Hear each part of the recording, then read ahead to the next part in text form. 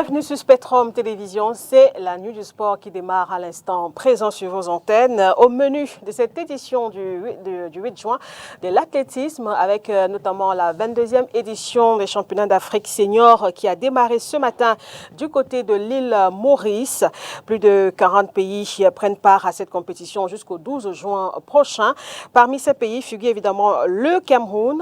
Les dernières nouvelles justement de la délégation camerounaise présente à Maurice, les chances de médailles, les épreuves qui nous concernent. On en parle dans la première partie de cette émission consacrée à la pause actu. Et dans la seconde partie, on s'intéresse notamment aux éliminatoires de la prochaine Coupe d'Afrique des Nations de football Côte d'Ivoire 2023. Vous le savez, le Cameroun affronte le Burundi demain du côté de la Tanzanie.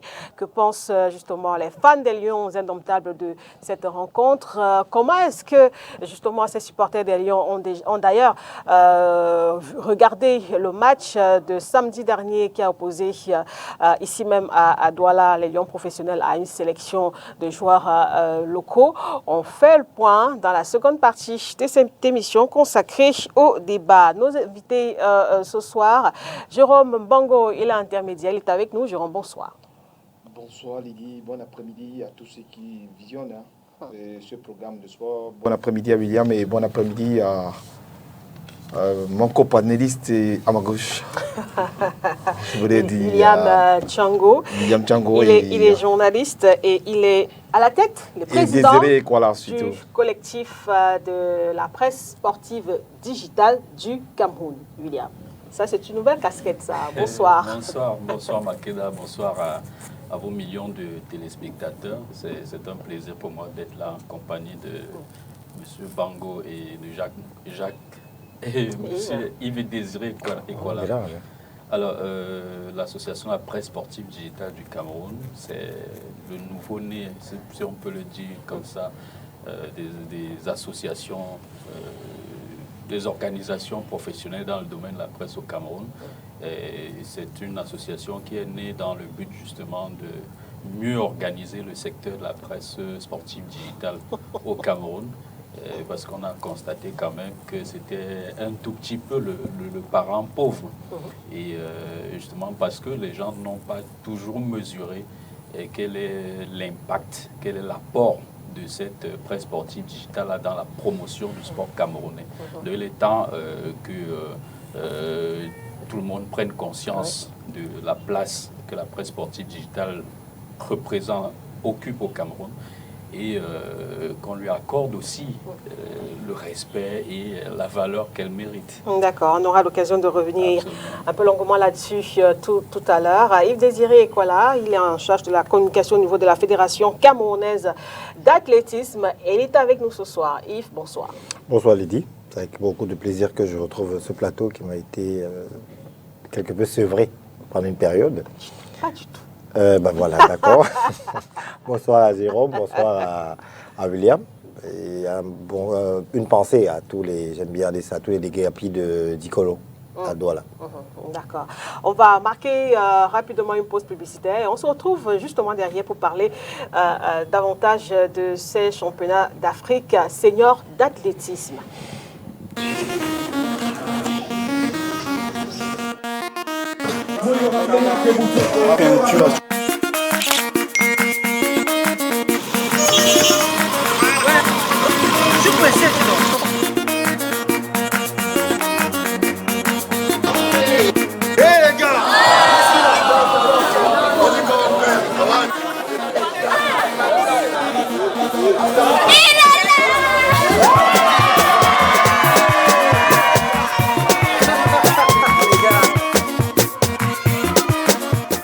Votre soif de sensations nouvelles avec Cristal. Votre gamme de saveurs fruitées, allégées en sucre et en gaz. Cristal Drink, cristallisez vos envies.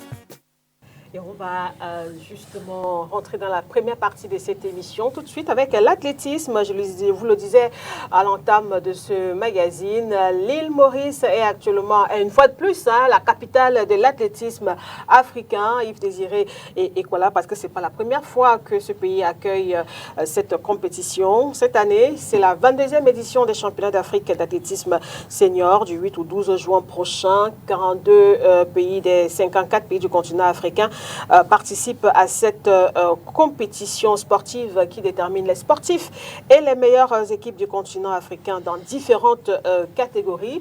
Le Cameroun est du côté de l'île Maurice dans un instant. Peut-être avant de revenir un peu sur les réactions de quelques membres de la délégation camerounaise avant leur départ de notre pays. Yves, les dernières nouvelles, est-ce qu'elles sont bonnes de ce côté-là? À dire qu'elles sont bonnes, je veux dire oui. C'est-à-dire qu'il y en a qui sont bonnes, mais il y en a qui sont un peu tristes. Déjà parce que, comment je veux dire, Jorim Bangé, sur lequel on comptait au 110 mètres haies, parce que ça c'est une chance de médaille énorme. Malheureusement a fait des erreurs au départ et puis à la dernière minute, il se retrouve, je crois, 7e dans sa série. Ce qui fait en sorte que, bon, celui qui ont compté, c'est pas bien passé. Mais on a une satisfaction avec Emmanuel Essémé qui a fait au premier tour ce matin, il a fait 10 secondes 17, ça veut dire à 3 centièmes de seconde du record du Cameroun qui est détenu par Adam Idrissa.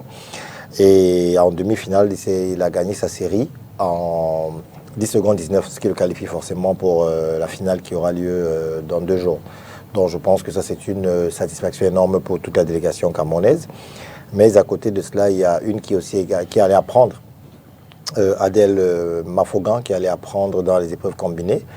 Ce matin, ça n'a pas été terrible pour elle, notamment au 100 mètres haies. Mais elle a essayé de se rattraper quand même en hauteur, aux 200 mètres et au lancer de poids. Donc je pense qu'à la fin de la journée, on pourra se fixer un peu sur exactement le nombre de points que ces différentes performances lui donnent. Mais en gros, je pense que c'est déjà pas plus mal. C'est une équipe pour la plupart, hein, c'est-à-dire qu'il y a une seule qui a participé, Mafogan notamment, qui a participé à un championnat d'Afrique, pour ceux qui ont commencé ce matin. Dans la délégation, ils sont que 10. Il y a 2 qui ont fait les championnats d'Afrique à Saba il y a 2 ans.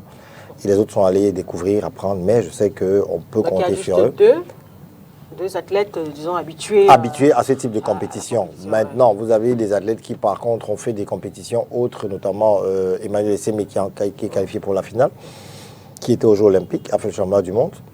Donc, je pense qu'il a assez rompu à la tâche quand même. Et la preuve aujourd'hui, il se retrouve déjà en finale du championnat d'Afrique.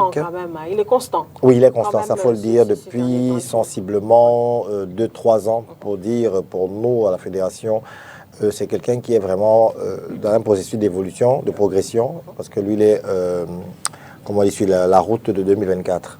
Pour Paris 2024, il est en train de préparer les Jeux Olympiques. Donc, avec sa performance de ce matin, on estime tout simplement que ça augure des lendemains meilleurs. La compétition ne fait que commencer.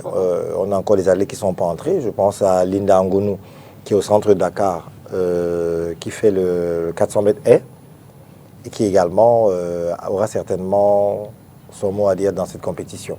On peut dire quoi, William? Le Cameroun fait une bonne entrée, ou c'est assez mitigé quand même? Oui, bon, je peux dire que le Cameroun fait une bonne entrée, surtout qu'on a déjà un finaliste en la personne d'Emmanuel Essémé, et qui est une véritable chance de médaille pour le Cameroun. Et maintenant, on espère que cette finale-là va bien se passer pour notre athlète. Et à côté de Essémé, il y a bien d'autres chances de médaille, et qu'il est bon de souligner, à l'instar de Moni, qui vient des États-Unis. Et il y a également Véronique Kosendra qui fait du triple saut. Et avec Moni, on l'a dit, elle fait du disque. Voilà. Donc on a véritablement des chances de médaille pour le Cameroun, et ce sera de bon augure pour les prochaines compétitions, notamment Paris 2024, si le Cameroun venait à ramener beaucoup de médailles de cette compétition, qui, il faut le dire, devait se dérouler au Cameroun. Malheureusement, on n'a pas pu maintenir l'organisation.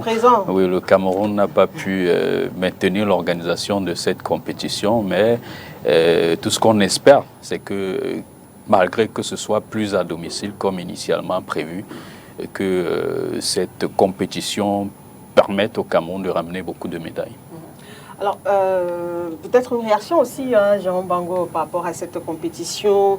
Le Cameroun est engagé dans cette 22e édition quand même des championnats d'Afrique d'athlétisme senior. Plusieurs pays africains participent. Vous avez écouté un peu William, vous avez écouté aussi Yves Désiré Kwala par rapport à ce début de compétition pour nos représentants de ce côté-là. Qu'est-ce que vous en pensez? Il faut dire que nos athlètes du côté de l'île Maurice, on croit que pour la dizaine des membres qui sont partis défendre les couleurs de ce côté-là ont été bien affûtés. Ils sont partis dans les bonnes conditions parce que vous savez, la préparation d'une telle compétition demande aussi une bonne préparation et un bon état d'esprit. On espère que ceux qui sont là devront très bien défendre les couleurs du Cameroun. Et Yves étant dans ce sillage de l'athlétisme camerounaise assez bien défini, donc certains, ce sont déjà les mieux marqués, je voudrais dire, et d'autres un peu de déception, mais s'ils ont tout simplement l'esprit qu'ils devraient travailler dur par rapport aux Jeux olympiques à venir du côté de la France, ils devraient se mettre à niveau et ramener quelques médailles pour le compte du Cameroun afin de préparer les Jeux olympiques à venir, comme je veux dire, pour pouvoir bien y participer. Voilà, c'est justement quand même l'objectif visé par nos athlètes qui sont à Maurice, c'est-à-dire ramener un maximum de médailles quand même dans les valises. Ils nous ont confié cela, leurs objectifs, avant de quitter le Cameroun il y a quelques jours. Nous vous proposons de revenir sur leur réaction. La victoire, on va rentrer avec beaucoup de médailles. On se rend pas à une compétition, on va s'amuser. On espère rentrer avec beaucoup de choses. Nous sommes bien préparés et déjà nous sommes de donner le meilleur de nous une fois de plus afin d'avoir des podiums et des records, nous qualifier pour les prochaines compétitions. C'est ça notre souhait.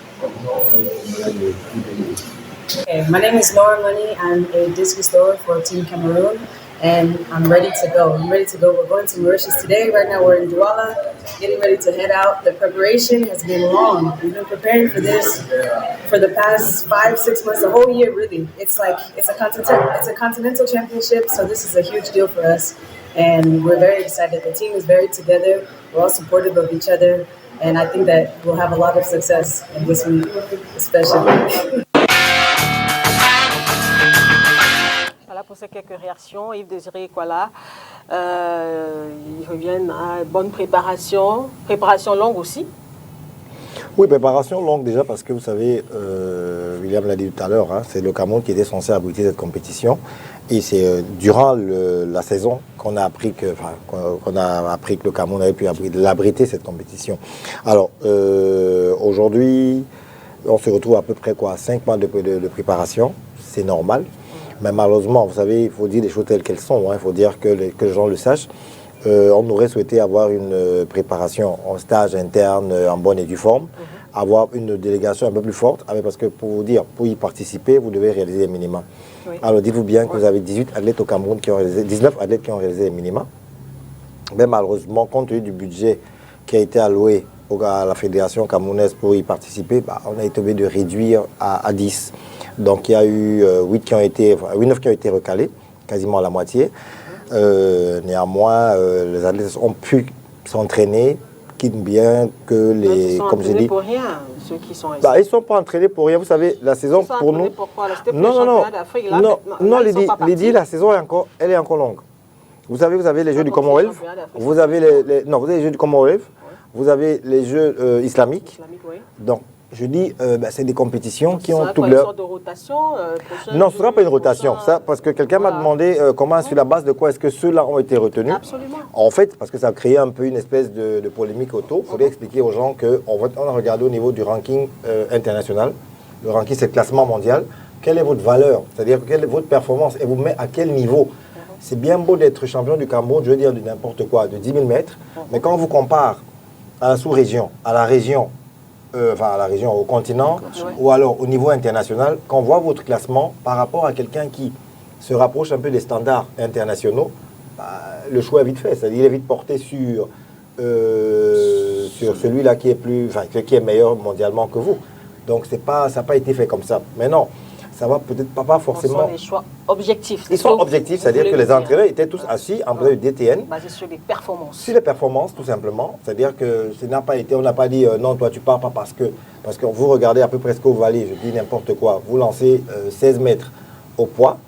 Et quand on regarde que les standards africains, c'est-à-dire quand on titille les 19 mètres, on vous dit honnêtement, par rapport à quelqu'un qui fait 7 mètres contre 8 mètres au niveau africain, on se dit, bah écoutez, en longueur, on se dit, le choix est vite porté sur celui-là qui a un meilleur classement sur le plan africain ou le classement mondial. Mais non, il ne faut pas dire que les gens ont travaillé pour rien.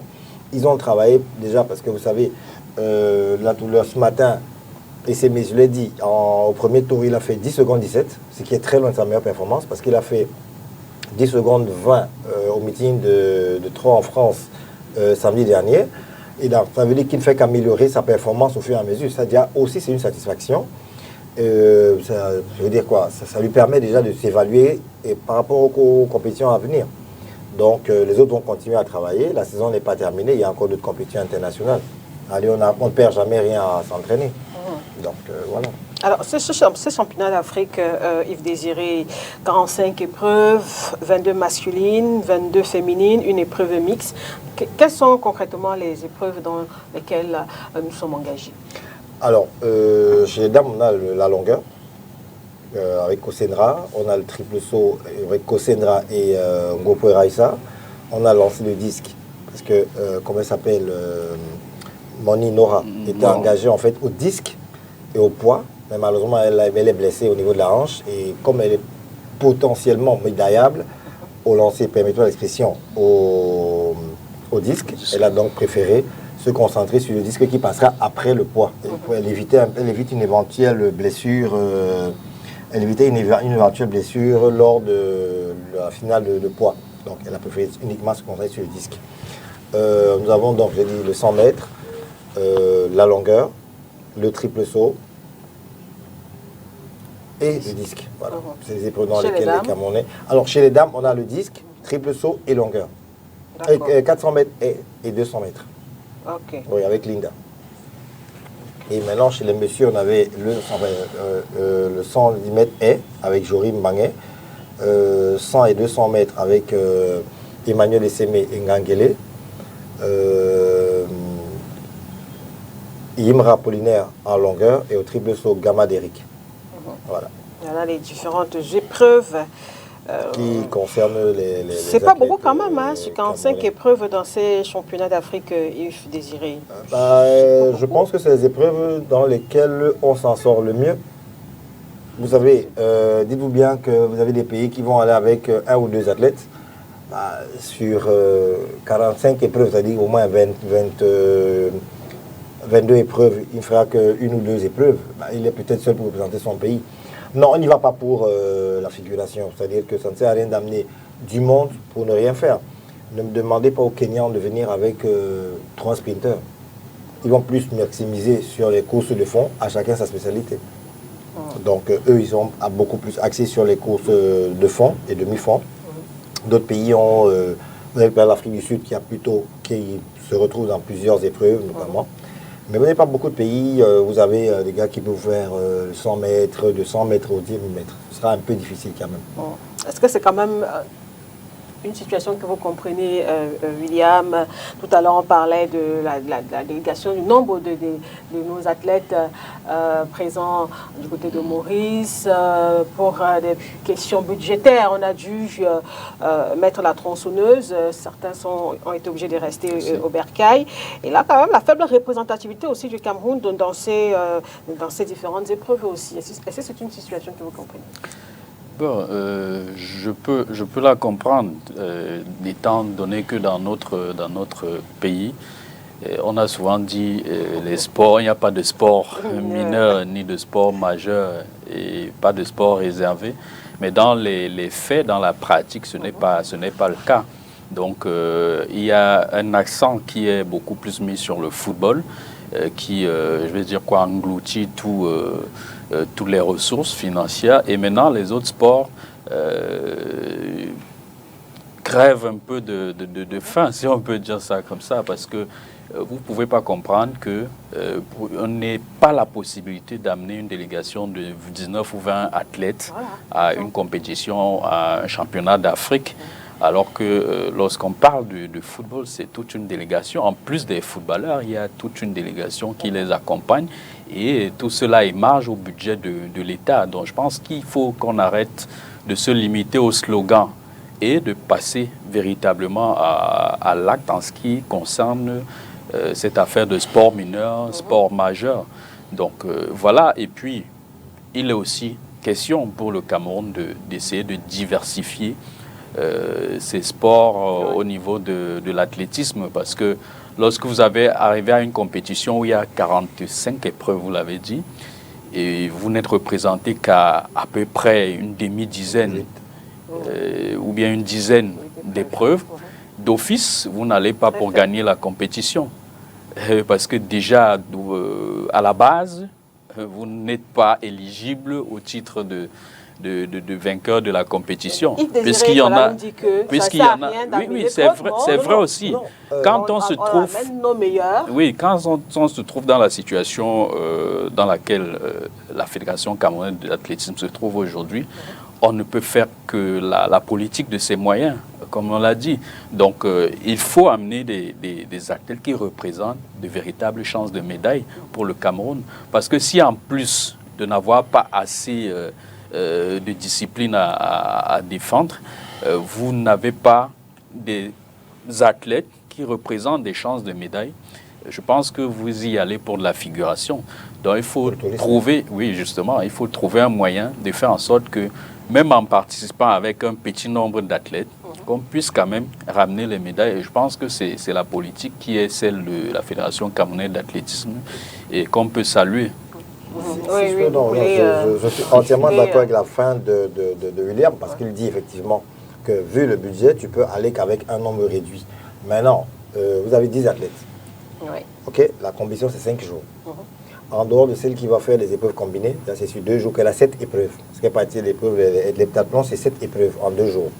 Alors en dehors d'elle, dites-vous bien que vous ne pouvez pas avoir un athlète qui va vous faire, je veux dire, 4 épreuves. C'est quasiment impossible. En 4 jours, il ne pourra jamais récupérer.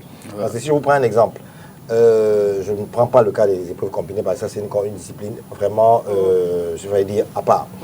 Vous ne pouvez pas demander à quelqu'un de vous faire 100 et 200 mètres. Déjà, c'est quelque chose, parce que ça fait au moins 6 courses.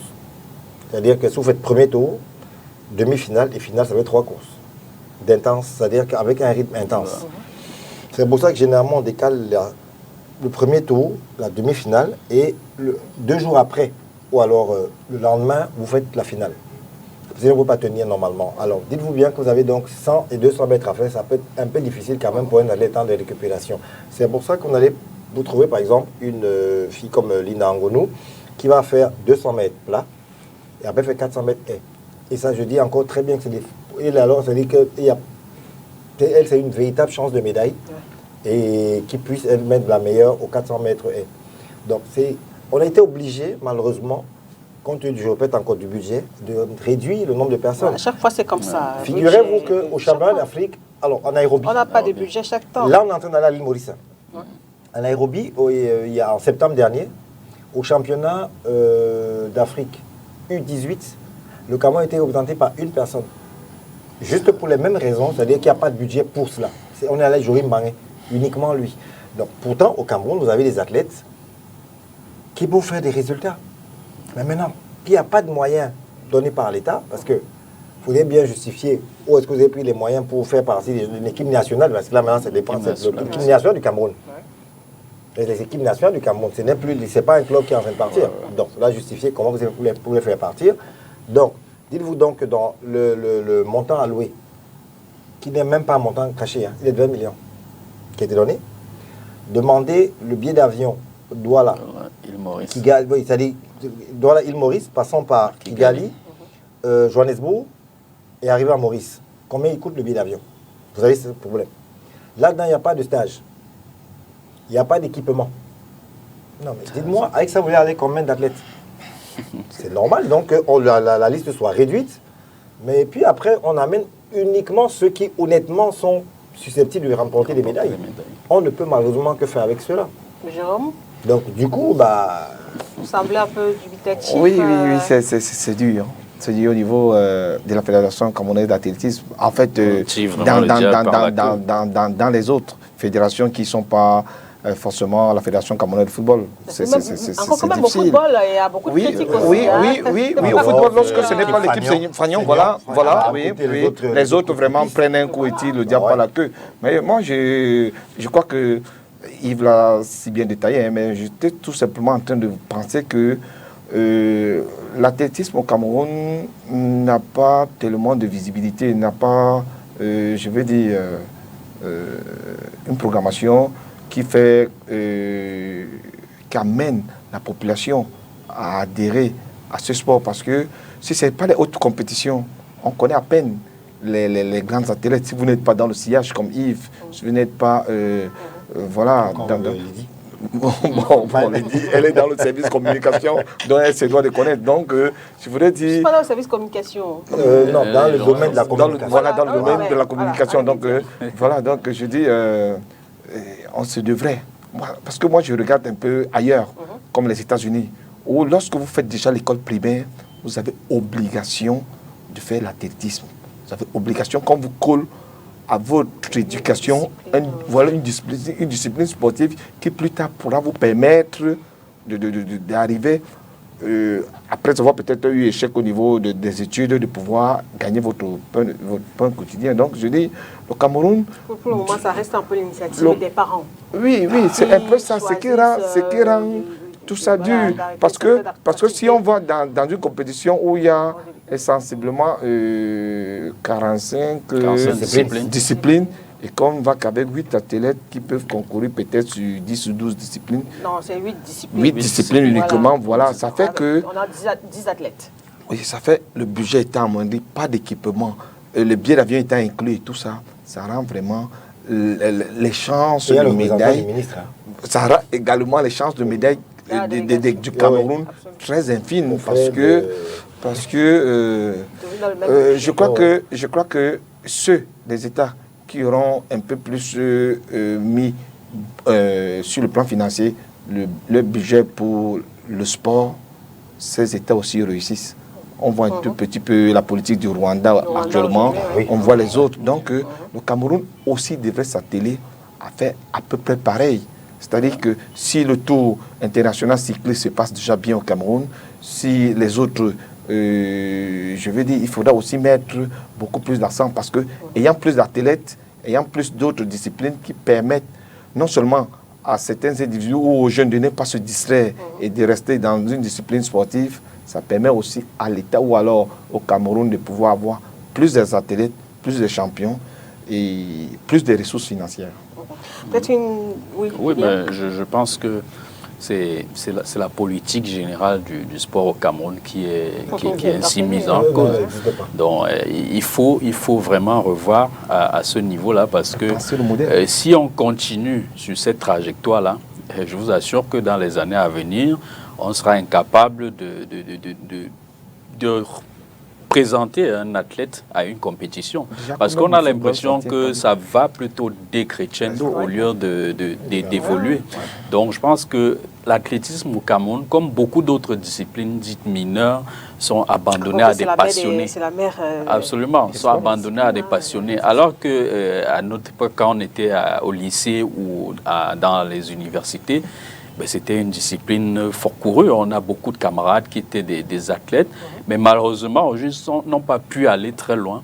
Ou alors, à un moment, ils ont dû abandonner parce qu'au Cameroun, il n'y a pas véritablement un travail de promotion de cette discipline-là. Donc, je pense qu'il faut, comme on le fait peut-être un peu au football, qu'on essaie un peu de revoir comment promouvoir les autres disciplines sportives et qui représentent de véritables chances de médailles. Quand je regarde, par exemple, on a souvent pris l'exemple sur la France, tous les athlètes, tous les sportifs sont célébrés, c'est-à-dire qu'au même titre, au même niveau.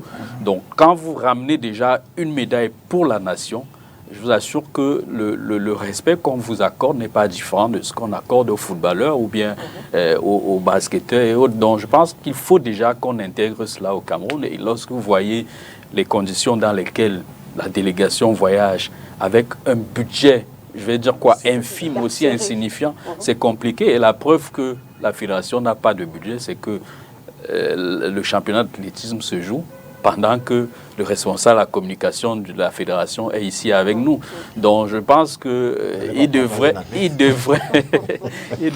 être au centre de l'organisation, oui, pour pouvoir nourrir les populations camerounaises d'informations autour. Vous parlez des parents pauvres Voilà, tout à l'heure, la communication, oui, absolument. Donc il faut absolument trouver les moyens de promouvoir ces sports-là et mettre aussi un accent, comme vous l'avez dit, sur la communication, et donner les moyens de communiquer autour des activités sur l'athlétisme, donc ça permettrait peut-être à ceux qui commençaient à se décourager de revenir vers cette discipline-là.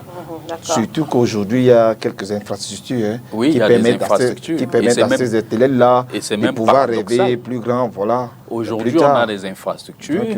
Ceux qui choisissent l'athlétisme maintenant comme discipline sportive ont les moyens, ont la possibilité de s'entraîner sur des surfaces convenables. C'est ce qu'on veut faire croire. Excuse-moi, mais c'est ce qu'on veut faire croire aux gens. C'est pas le cas. Non, mais c'est pas le cas. Je vais vous dire, peut-être que vous ne le savez pas, une compétition, je prends la 5e journée lieu à Yaoundé. Ouais.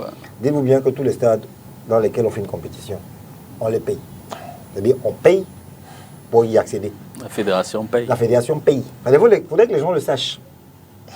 On paye les journées, c'est-à-dire que la journée peut vous prendre 200 000, c'est-à-dire qu'au minimum. Donc vous avez donc 2 jours, samedi et dimanche, il faut donc préparer votre enveloppe selon le stade dans lequel vous allez. Oui. C'est pas normal. C'est pour ça que jusqu'à aujourd'hui, j'aime bien, parce que moi j'étais très heureux quand on a organisé la CAN de football. On est parti de 3 pistes d'athlétisme au Cameroun, à peu près 13. On en a 13 aujourd'hui. Voilà. Quoi qu'on en a 3. Voilà. Bamendia 1, je crois Token 1, ça fait 5. Il y a une à Garoua, on a refait le Roumde Adja. Ouais. Douala à 2, pour ne pas dire 3, parce que même le stade annexe numéro 1 a une très bonne piste. Mais on n'y accède pas. On ne peut pas s'y entraîner. On ne peut pas, quand on vient faire la compétition, il faudrait que les gens le sachent. On paye pour s'entraîner là. Mais quand vous regardez le palais des sports, qu'est-ce que vous croyez? Vous avez l'impression qu'on entre au palais des sports, le gymnase de Fandena. On paye, le basketball paye. Allez vous renseigner auprès de la fédération de basket, elle va vous dire qu'elle paye. Donc c'est bien beau qu'on ait des infrastructures, mais qu'on puisse y avoir comment on dit, l'accès facile. L'accès facile, c'est ça le vrai problème. On essaie de vulgariser. Aujourd'hui, on est sur un programme où à chaque compétition senior, on organise aussi à côté des compétitions de U17, U18 et des kids, c'est-à-dire les enfants de moins de 10 ans. Donc, je dis, voilà comment on essaie de vulgariser, mais je vous assure qu'à la limite, on est dans des stades, dès qu'il y a un changement de première ou deuxième division, même pas pour les U17, on a été viré du stade de Yaoundé un jour, sortez vite parce qu'il y a un match à 15h. On a dit, on peut finir à 11h au moins, non? Mais on a été carrément, passez-moi l'expression, on a été viré du stade et on payé. Il faut que les gens le sachent. Il ne faut pas qu'on dise ce qui n'est pas. Parce que si on peut en parler aujourd'hui, qu'on en parle et que les gens sachent que les fédérations sportives nationales payent les frais d'accès dans les stades. Mais c'est pas normal. Voilà. Je pense que le ministère des Sports doit le ministère des Sports est bel et bien au courant. Ça, il faut le savoir. Le ministère des Sports est au courant de cette histoire. Et le ministère vous dit quoi? Je peux dire une bêtise, mais je pense qu'il y a des rapports entre les cordeaux et le ministère des Sports. C'est des collègues ou des ce sont des fonctionnaires du ministère des Sports. Mais ils sont au courant de ce qu'on paye. C'est pas normal. Ils sont au courant de ce qu'on paye, je vous assure. C'est-à-dire que quand vous avez un budget X, sachez que dans le budget de votre compétition, il faudra enlever la quote-part du coordonnateur du stade parce que vous allez louer les infrastructures. On parle d'entretien. C'est-à-dire, donc, il faudrait que les gens le sachent. Bon, c'est pas pour justifier non plus, mais non. Mais c'est important de le savoir. Oui, ça fait partie de... Mais non, pour ce qui est des autres disciplines, effectivement, aujourd'hui, vous savez, il y a un moment quand le Cameroun voyageait, je prends le cas d'Assaba l'année dernière, il y a 2 ans, ou d'autres compétitions, on avait l'impression qu'il n'en faisait partir que des sprinteurs. Nous, il nous faut absolument une équipe de 4x100. Mais aujourd'hui, vous regardez que dans cette délégation, on a quand même 4 sauteurs, une lanceuse, mais c'est qu'en fait, ils évoluent à l'heure. C'est-à-dire que ça travaille vraiment dans ces ateliers-là. Avant, on regardait uniquement les courses, mais aujourd'hui, le Cameroun est très intéressé par les concours. Ça veut dire qu'on arrive à diversifier un peu les différentes chances de médailles. Merci bien. On va sortir de ce sujet, Yves, avec une dernière question par rapport aux activités ici sur le plan local. Je pense que ce week-end, il y a une autre compétition. Oui, au niveau de la Ligue régionale, il est organisé du littoral. Du littoral, il est organisé de manière régulière, c'est-à-dire que de manière mensuelle en fait, ce que nous appelons les 10 km par arrondissement. C'est-à-dire qu'on a fait Douala, premier, on cherche une installation, on fait 10 km. En fait, ça prépare nos athlètes à des compétitions internationales sur route. Vous savez, on a toujours tendance à... Enfin, pas on a tendance, c'est la réalité. On organise par exemple le marathon de la ville de Douala. Oui. Et c'est soit les Kenyans qui viennent rafler tout, ou alors ces athlètes qui sortent d'autres villes. Alors nous, on s'est dit, dans la politique littorale, on s'est dit, il faudrait peut-être que nos gars soient de manière régulière en jambes. Donc cette compétition a lieu donc, dimanche prochain du côté de Douala 4e, donc du côté de Bonabéry. Voilà, 4e. Voilà pour le rendez-vous. Merci bien. On va passer au second sujet de cette pause actu consacrée à la prochaine Coupe du monde de football féminin de moins de 17 ans. Le Cameroun sera absent. Le Cameroun qui a été donc éliminé lors de la dernière étape par la Tanzanie. Sauf que William, quand même, n'a pas eu le temps à la limite, entre guillemets, de digérer cette élimination, un autre fait est venu un peu occulter cette contre-performance-là, l'histoire de blocage, une histoire de séquestration d'une partie de notre délégation du côté de la Tanzanie. Oui, c'est extrêmement bizarre, c'est une barbarie qu'on n'espérait plus retrouver dans le milieu du football aujourd'hui. Vous avez une équipe qui réussit à se qualifier, mais décide tout de même d'infliger un traitement infernal à son adversaire. Bloqué. Donc, c'est pas très normal. Et ce qu'on peut tout simplement regretter, c'est que au niveau même de notre équipe nationale, on n'est pas su anticiper, puisque tous ceux qui ont assisté au match à Yaoundé à l'aller nous disaient qu'il y avait les signes qui montraient que le Cameroun devra évoluer dans un contexte vraiment hostile au match retour en Tanzanie. Donc, c'est pas forcément pour disculper tout ce qui s'est passé là-bas de la part des Tanzaniens, mais je pense que j'ai l'impression que la délégation camerounaise n'a pas été suffisamment organisée, parce que vous vous rendez compte qu'à la tête de cette délégation, on n'a pas retrouvé quelqu'un de poignant. On n'a pas retrouvé, par exemple, celle qui est chargée du football féminin. Elle était à Douala pendant que les jeunes filles, pendant que l'équipe nationale se déplaçait. Je pense qu'on a un tout petit peu négligé cette rencontre, à mon sens. On n'a pas pris suffisamment de mesures. À cause du score oui, bon, à cause du score enregistré à l'aller, mais il faut toujours être aux côtés de ces jeunes qui défendent les couleurs du Cameroun, quelle que soit la situation. En match, lorsqu'on joue un match de football, on dit souvent, il y a trois possibilités. Oui.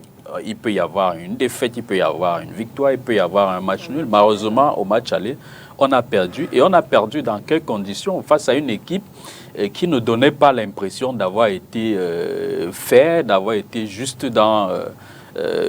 pour ce qui est de la qualité même des joueuses. Il y a des joueuses qui avaient carrément des morphologies masculines. Donc on s'est dit, le Cameroun a perdu. Ça a intrigué, effectivement. Le Cameroun a perdu. Oui, le Cameroun a perdu, mais compte tenu de la qualité de l'adversaire en face, la qualité controversée, entre guillemets, on n'a pas démérité. Donc il fallait continuer d'encourager ces jeunes filles, ne pas les abandonner, comme ça a été le cas pour aller à ce match retour du côté de la Tanzanie. Et vous voyez que au lieu de jouer ce match à Dar es Salaam, l'équipe tanzanienne a préféré qu'il se joue plutôt à Zanzibar, dans un point un tout petit peu isolé, si on peut dire ça comme ça. Donc, c'est dommage que nos joueuses aient vécu ce traitement-là, mais la prochaine fois, il va véritablement falloir qu'on anticipe et qu'on prenne des dispositions au regard des signaux sur le plan même diplomatique afin que tout se passe plutôt bien. Donc, le Cameroun est éliminé, mais on va traîner cette double douleur-là. Surtout que jusqu'à ce matin, il y avait encore une partie de la délégation de ce côté-là. Et ce n'est pas normal. Heureusement que la délégation du Cameroun pour le match des seniors monsieur se trouve là-bas avec à sa tête Samuel Eto'o. J'espère qu'une fois sur place, il prendra des mesures pour que la situation redevienne à la normale et que les instances internationales comme la CAF, la FIFA, se saisiront de ce dossier et infligeront à cette équipe tanzanienne la sanction qu'elle mérite.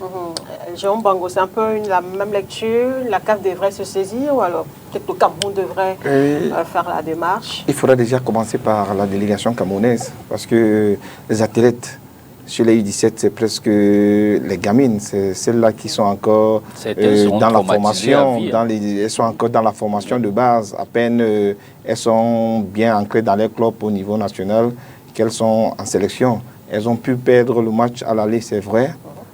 Mais retour, il fallait avoir autour d'elles des psychologues, des gens capables de les ramener et puis de les faire croire qu'il était aussi possible de se qualifier de ce côté-là. Même si du côté de la Tanzanie, on a un tout petit peu fait la criche en les délocalisant dans un endroit pas aussi bien que ça. Mais la faute revient à la délégation camerounaise parce que je crois que du côté de la Tanzanie, on a certains compatriotes qui évoluent dans ce championnat et qui pouvaient aller en expertise au cas où la Fédération camerounaise de football n'a pas eu de moyens de pouvoir envoyer un émissaire voilà, bien avant et faire l'étude de lui et autres choses. Donc je dis, pour l'État du Cameroun, déjà, pour les athlètes, ça fait pas très bonne image. Elles ont perdu, elles sont séquestrées, ça fait double. Sur le plan psychologique, ça pèse. Ça pèse énormément. Maintenant, les familles sont aussi anxieuses du côté du Cameroun. C'est vrai, la CAF devrait se saisir et de pouvoir régulariser, de pouvoir apporter certaines choses bien avant certaines rencontres. Quitte à dire maintenant, c'est vrai qu'au mois de retour, on n'avait plus de chance de qualification. On pouvait encore, c'était possible. Mais la délégation a tout simplement pensé qu'on allait là-bas faire la figuration. Et voilà, c'est pour laquelle... La faute au Cameroun, Yves, je n'hésiterai pas. Dans ce qui se passe? Je n'hésiterai pas. Je dis la faute au Cameroun. Que la CAF, à 100%. Que la CAF, la FIFA, qui d'autre s'est saisi de l'histoire, ça vraiment, c'est autre chose. William a dit, ok, peut-être que la vice-présidente de la fédération, qui est en chef pour féminin, avait dans sa tête qu'on ne peut plus se qualifier. Je ne veux pas jouer au nihiliste. Si on n'est plus qualifié, autant mieux rester à la maison. Vous pouvez le dire. Non, on va en compétition. Qui dit qu'on va en compétition, c'est le vert ou jaune qu'on a porté. On n'a pas porté Awa, Caïman, je ne sais pas moi qui d'autre. Ou Fab, je ne sais pas. Pour dire que, autant on prend, tout à l'heure on évoquait le traitement des sportifs au Cameroun, on reviendra malheureusement là-dessus. Ou pas me dire qu'on sait qu'on a une rencontre telle que celle-là. Ça aurait été l'équipe, comme on appelle l'équipe Fagnon, qu'on aurait envoyé un représentant du ministre, on aurait envoyé un gars de la FECA Foot, on aurait envoyé une grosse délégation en mission avancée, vous appelez ça comme ça. Exactement. Pour savoir on dort où, on joue où, on fait ceci. Absolument. Non, très honnêtement. Prenons un exemple simple. À Doha, on sait où on va dormir. Déjà. Ok. Il y a toute une campagne dessus. D'accord. Donc c'est en fin d'année. On est en train d'aller en Tanzanie avec des gamines comme ça. Tout à l'heure, William, tu parlais de découragement. Ouais. Voici d'où parle le découragement. Ma fille a moins de 17 ans. J'espère que c'est nos âges. Elle a moins de 17 ans. Elle rentre de là. Moi, je suis au Cameroun. Ma fille va jouer. Elle perd, c'est un choc. Ok. Je me dis, bon, ma fille va rentrer, je vais la calmer, marcher compagnie, la consoler. Ouais. Ok, d'accord. Mais en fait, elle est séquestrée. Moi, j'ai aucune garantie au Cameroun. Je n'ai aucune information de ce qu'elle va rentrer, de quand est-ce qu'elle va rentrer. Donc, moi, je suis choqué ici par la séquestration, par la défaite. Ma fille est bloquée, elle est en panique. Excusez-moi, tel que c'est organisé, ma fille ne devrait plus jamais jouer. C'est clair. Parce que si c'est en Tanzanie, c'est encore un pays assez correct, si on ça comme ça. J'aurais pris un pays où moi, je ne souhaite même pas aller. L'Algérie. Vous n'êtes pas obligé de prononcer. c'est pas grave. Voilà. Un pays lambda. Voilà. Ok, d'accord. Alors, vous imaginez, ça aurait pu être pire. C'est-à-dire qu'avec tout ce qu'on entend dire de certains pays, lors des rencontres de football, je peux me dire, qu'est-ce qui va arriver à ma fille? Parce qu'il y a eu des blessés. C'est ça le vrai problème aujourd'hui. Donc pour moi, je dis, si c'est le vert ou jaune, si, quelle que soit la discipline, quelle que soit la catégorie, respectons nos équipes nationales et allons, c'est-à-dire prenons toutes les dispositions pour les accompagner. Pour les accompagner, on va aller jouer un match amical. Vous allez voir toute la délégation qui partira du ministère des Sports, de l'Africa Foot, de ceci ou de cela. Tous les ministères ils auront chacun des représentants pour aller regarder un match amical de football. On a vu ça à Douala, un match Lyon contre Lyon. On a vu plein de gens qui étaient venus voir un match, comme j'ai appelé ça, pour s'amuser un peu d'animation. Pourquoi est-ce qu'on ne peut pas prendre autant de sérieux pour organiser le sport de manière générale? C'est-à-dire parce que malheureusement, on reviendra tout sur le sport, parce que c'est ça qui est le problème aujourd'hui. Donc pour moi, que la Tanzanie ait fait ce coup, c'est tout bénéfique pour la Tanzanie, je suis désolé. Ça veut dire que moi, si une équipe vient, tous nos stades sont, vous avez soulevé une expression, sont homologués. Merci. CAF ou FIFA. On a un match retour contre je ne sais pas qui. On a le droit de les amener jouer à Garoua, ou alors prendre le ou à Bafang, ou alors on va jouer à Kwekon. On a le droit de les amener où on veut. Maintenant, qu'est-ce qui a été dit avant? On ira jouer où? Est-ce qu'on avait été prévenu de ce qu'on ira jouer? On n'ira pas jouer à Zanzibar. On ira jouer à Zanzibar, plutôt que là où les seniors joueront. Mais qu'on prenne des dispositions. Je crois ça, c'est un problème d'anticipation. C'est de ça qu'on parle. Et qui doit anticiper? Et l'État du Cameroun. Oui, et on savait depuis très longtemps qu'on irait jouer ce match-là là-bas, à Zanzibar. Et on a un peu vu l'ambiance qui a prévalu lors du match aller au Cameroun. Donc ça veut dire que des scènes comme celles qu'on a vécues étaient un tout petit peu prévisibles. Donc je crois qu'il fallait prendre les dispositions. Ce qu'on a eu, parce qu'on a vu des vidéos envoyées par des membres de la délégation dans les groupes WhatsApp et tout ça, sur les réseaux sociaux, l'impression qu'on a eue, c'est que cette délégation-là était un peu abandonnée à elle-même. On a senti des cris de détresse un tout petit peu. Et ce qui est marrant, c'est que jusqu'ici, sauf si je ne l'ai pas encore vu, ni le président, ni la Fédération camerounaise de football, ni le ministère ne se sont prononcés officiellement sur la question. Sur la situation. C'est l'actualité, non? Donc, c'est Cameroun-Burundi. Demain. C'est ça qui est... Non, je crois que c'est une situation qui est... C'est une situation qui est ailleurs. C'est une situation qui est extrêmement grave. Ça veut dire que lorsque vous avez envoyé ces enfants et leurs encadreurs à cette compétition, c'est comme si on ne prenait même pas les informations minute by minute pour savoir si les choses se passent bien de ce côté. C'est, je crois, hier, dans la match qu'on a été alerté, je crois que c'était hier ou avant-hier qu'on a été alerté de ce que cette délégation traversait des moments hyper difficiles de ce côté-là. Donc on va dire peut-être qu'on est en train de prendre un certain nombre d'informations déjà avant peut-être de faire une sortie. Non. Si on avait une délégation bien constituée, je pense que dès Zanzibar, on aurait eu toutes les informations possibles sur cette affaire, et il y a peut-être un ensemble de dispositions qu'on aurait déjà prises. Donc je pense que si le Cameroun sort de cette situation sans tirer une leçon, ça va être vraiment regrettable, parce que de plus en plus, il y a de l'hostilité, il faut le dire, autour des rencontres de football. C'est en train de revenir. Donc, il faut prendre les dispositions, non seulement au niveau des instances internationales, mais chaque fois qu'une équipe se déplace, elle doit prendre toutes les dispositions, d'où les missions avancées que vous avez évoquées tout à l'heure. Il ne faut pas que ce soit valable que pour les équipes seniors, pour l'équipe senior, monsieur. Il faut que ce soit valable pour toutes les catégories des sélections nationales. Merci bien, et on espère que on va plus assister à ce genre de scénario lors de nos prochaines compétitions. On va parler avec vous justement, William, de ce collectif-là qui vient de naître, le collectif de la presse sportive digitale du Cameroun. C'est vrai qu'en début d'émission, vous êtes un peu revenu sur le contexte, l'objectif était ça. Et puis la question, elle est simple. Qu'est-ce qu'il y aura de nouveau, justement, dans le paysage que nous connaissons tous déjà? Bon, ce que je vais d'ores et déjà dire, c'est que pour lever un certain nombre d'équivoques aussi, c'est que c'est vrai, l'association de la presse sportive digitale du Cameroun n'est pas née pour concurrencer en quelque sorte l'association des journalistes sportifs du Cameroun, qui est l'association, mère. Maintenant, au sein de l'association... Là-bas aussi, ça ne va pas très fort. C'est clair, c'est clair. C'est vrai qu'au sein de la corporation de la presse sportive au Cameroun, chaque secteur, chaque secteur a ses problèmes, chaque secteur a ses réalités. Donc nous sommes de plus en plus nombreux qui exerçons dans le domaine de la presse sportive digitale et on constate qu'il y a un ensemble de choses qu'il faudrait peut-être revoir pour que ce secteur-là se porte très bien aussi.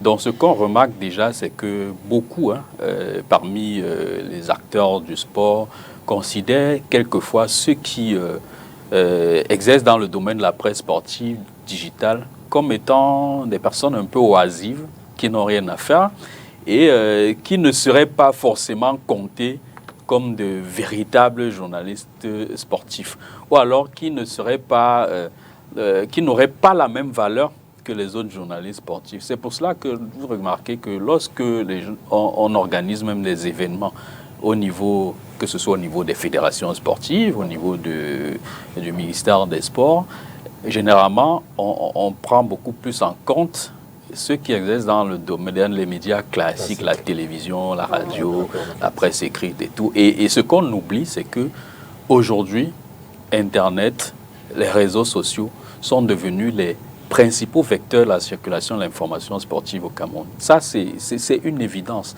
C'est-à-dire que l'information part d'abord des organes de presse en ligne, pour parfois se retrouver dans les radios. Parce que l'avantage à ce niveau, c'est qu'on fait de l'instantané. C'est-à-dire que aussi, à l'heure où l'information tombe, elle est susceptible de se retrouver directement sur une plateforme digitale et les autres auront le temps de récupérer pour passer par toutes les étapes qu'il faut de traitement de l'information. Maintenant, il est question aussi pour nous qui exerçons dans cette presse sportive digitale-là, d'être plus sérieux. Parce qu'il y a aussi... je vais dire plus sérieux parce que le secteur, comme tous les autres secteurs au Cameroun, traîne encore des brebis galeuses. Le secteur n'est pas suffisamment organisé. Le secteur a un ensemble de tares, le secteur a un ensemble de fonctionnement. Et je pense que nous devons nous organiser déjà en interne pour avoir au niveau de la presse sportive digitale des journalistes qui excellent dans le professionnalisme, qui excellent dans le respect de l'éthique, de la déontologie professionnelle, qui seraient vraiment de modèle en qualité de traitement de l'information. Donc c'est pour ça qu'à notre niveau, dans les objectifs que nous nous sommes fixés, nous mettons un accent très important sur la formation en interne. Et si vous l'avez remarqué, notre première activité lors du lancement, c'était bien sûr l'organisation d'un séminaire de renforcement des capacités à la veille de l'ouverture de la saison sportive en MTN Elite ou en MTN Elite 2. Nous avons organisé ce séminaire pour permettre à tous les journalistes de la presse sportive digitale d'être suffisamment outillés pour mieux rendre compte de cette saison-là qui devait s'ouvrir. Et Dieu merci, aujourd'hui, si vous l'avez remarqué, il y a beaucoup plus de la qualité sur les sites Internet au Cameroun. Il y a une sorte de prise de conscience qui commence à se réveiller, à naître. Et les journalistes de la presse sportive digitale, depuis qu'on a commencé ce mouvement, commencent à se prendre au sérieux. Maintenant, il reste aux décideurs, aux autres acteurs, comme nous l'avons demandé lors de nos différentes sorties, de prendre les journalistes de la presse sportive comme de véritables partenaires pour la promotion du sport au Cameroun. C'est très important parce que si on réussit à organiser ce partenariat-là, je suis convaincu que les informations sportives qui circuleront au Cameroun désormais sont des informations de qualité et viseront à promouvoir le sport camerounais crédible et aideront à promouvoir le sport camerounais parce que le sport se porte mal de plus en plus parce qu'il y a ces fake news, il y a des informations, je vais dire quoi, erronées, préfabriquées qui circulent. Certainement pour créer une sorte de... le buzz. Oui, pour faire le buzz et qui sont à l'origine des crises multiples qu'on remarque dans les sports au Cameroun.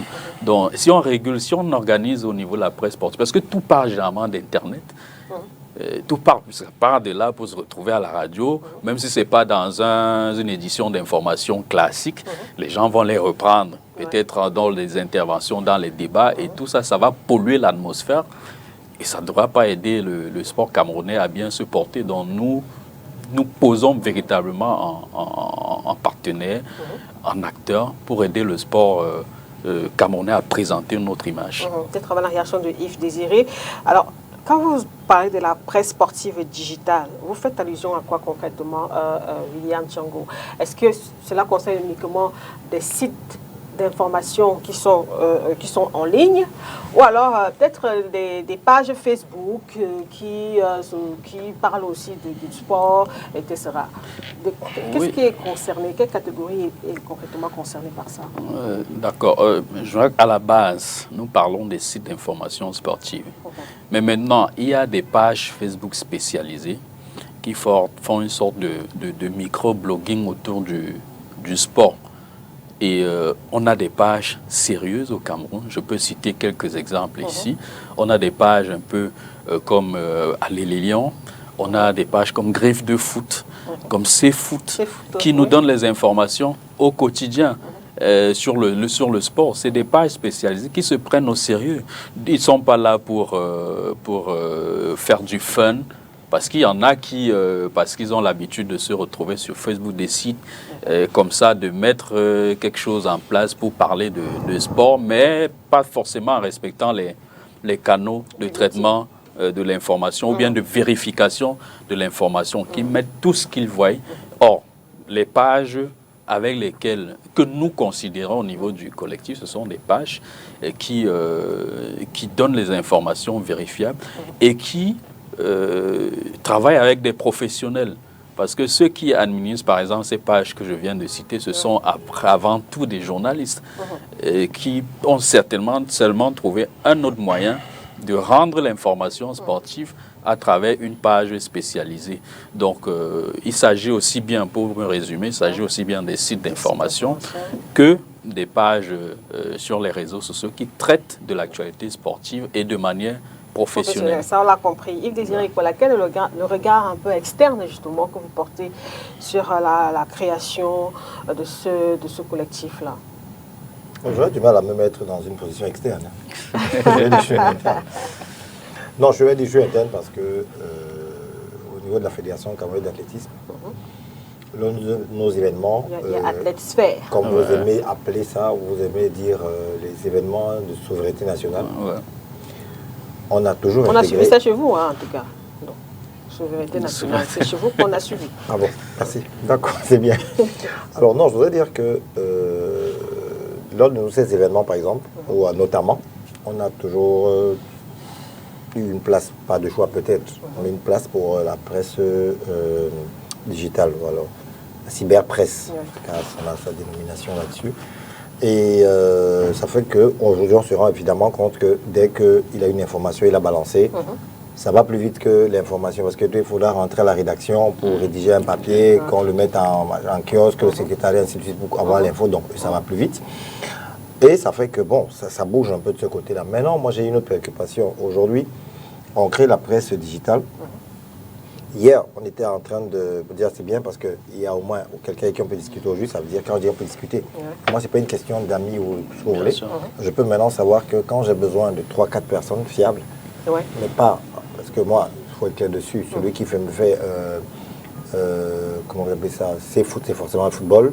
Ça, je peux demander à William de me sortir 3 ou 4, je vais appeler ça médias, qui puissent faire des sites, qui peuvent relayer mon information, c'est-à-dire que maintenant il y a quelqu'un vers qui je peux me diriger. Parce qu'avant, il faut dire la vérité, oui, ça c'est un point positif. Parce qu'avant, ça allait dans tous les sens, tout le monde fait tout. Tout le monde fait tout. Aujourd'hui, si je vous cite ceux que je rencontre, déjà Mayaoundé, là-bas, c'est à pilule, il y en a de partout. C'est déjà pas mal, qui est ça, plutôt c'est même bien, il faut dire sur telles qu'elles sont. Mais l'autre préoccupation maintenant, c'est que moi, au lendemain de l'élection, justement, j'ai vu surmonter, j'ai dit maison mère. Maison mère pour dire quoi? Que dès qu'il y a eu élection au niveau de la presse digitale, boum, j'ai tout entendu. C'était mon projet, non, je vais retirer certaines personnes, je vais faire ceci. Donc aujourd'hui, j'ai peur. Malheureusement, j'ai peur qu'on se retrouve dans la situation de l'AJSC. Parce que vous avez les tendances, on appelle ça comment les tendances, les fractions, là. C'est-à-dire que vous avez, moi je suis pro tel, moi je suis pro tel autre. C'est compliqué de se retrouver. Honnêtement, je sais que vous n'allez pas faire l'unanimité, ça c'est déjà certain. Non, on ne va jamais faire l'unanimité. Mais je voudrais dire que, au moins, qu'il y ait un ordre déjà établi, quitte à ce qu'après, chacun ramène, parce que quelqu'un d'autre m'a vu est venu me dire que c'était son initiative. J'ai monté tout le papier, j'ai monté la charte, j'ai monté les ceci, j'ai monté cela. Donc, William, vous avez récupéré l'initiative de quelqu'un d'autre. Moi, c'est pour dire que, moi, je vais vous dire, moi qui suis client chez vous, ça me met honnêtement dans l'embarras. Parce que pour dire, à un moment, j'avais dit, ok, je règle un problème avec l'AJSC à laquelle j'appartiens. Je règle un problème avec l'AJSC, ça veut dire qu'à un moment, je pouvais me rapprocher de l'AJSC quand on a une compétition internationale, leur demander, donnez-moi, j'ai tel nombre de places. Plutôt que d'appeler des copains comme ça. Je ne sais pas si vous me faites comprendre. Ça fait donc qu'aujourd'hui, je sais qu'avec William, je peux demander, donne-moi 4 personnes. Enfin, 4 sites, je dis n'importe quoi. OK? Mais quand on commence à être fragmenté, ça fragilise en fait la corporation. Et que ce soit, donc c'est moi que j'ai dit tout à l'heure, que ce soit, ça m'a fait penser à Maison Mère, la JSC, qui aujourd'hui vend cacahuètes, c'est-à-dire que tout le monde, chacun est ce qu'il veut et tout machin. Donc ça fait que ça nous rend un peu dubitatif sur l'évolution des choses. Mais en soi, je pense que... Il va peut-être répondre. Hein, oui, en soi, c'est tout. D'accord. Non, mais moi, je pense qu'à ce niveau, je vais vous rassurer. Parce que déjà, il faut vous dire que le bureau que nous avons mis en place, c'est un bureau provisoire qui travailla sur 1 an pour remobiliser tout l'ensemble de la corporation sur toute l'étendue du territoire national. Et après, nous mettrons sur pied un bureau qui va respecter, je vais dire quoi, la durée que prévoient nos statuts, qui sont déjà déposés au niveau de la préfecture du Vouri. Donc, ce qui s'est passé, c'est que lorsque vous avez une initiative comme celle-là, l'association de la presse sportive digitale, c'est une initiative qui est en préparation depuis bientôt 2 ans aujourd'hui. C'est depuis 2020, fin 2020, que nous avons pensé à mettre sur pied cette initiative. Maintenant, lorsque vous avancez, quelquefois vous vous rendez compte qu'il y en a qui traînent les pas. Je ne vais pas dire que... Et à un moment, vous avez un objectif à atteindre, il faut avancer. Il faut avancer. Et avancer, ça part de quoi? Il faut déjà avoir une existence légale. Et l'existence légale passe par la mise sur pied d'une équipe qui doit conduire là, parce que vous ne pouvez pas vous présenter au niveau de la préfecture pour dire que non, je viens déclarer une association, alors que vous n'avez même jamais organisé une assemblée constituante.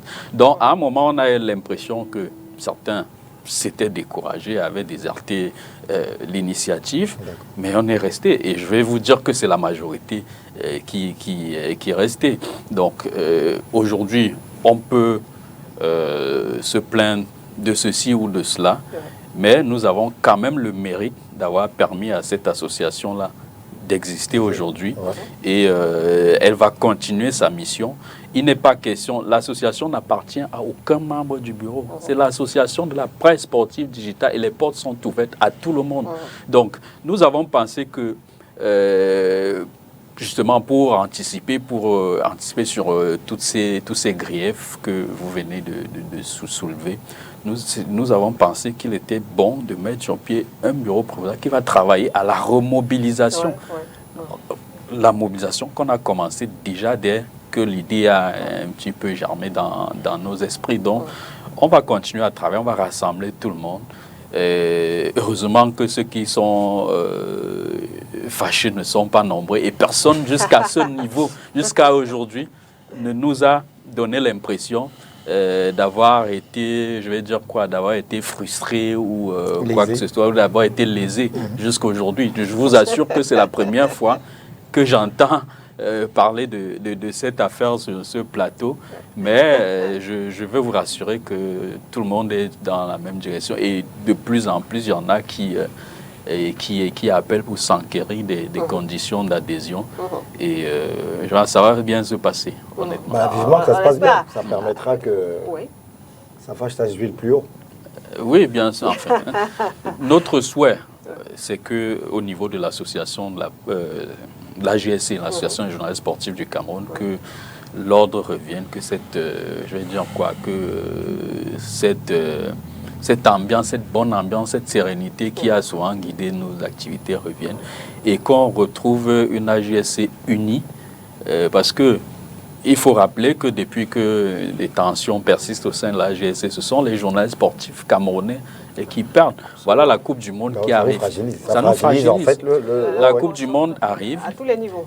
La Coupe du Monde arrive. On a du mal à obtenir des cartes de presse internationales qui sont indispensables pour demander les accréditations. Au niveau des fédérations sportives, on veut souvent parler à la presse sportive, mais on ne sait pas à quel interlocuteur s'exprimer.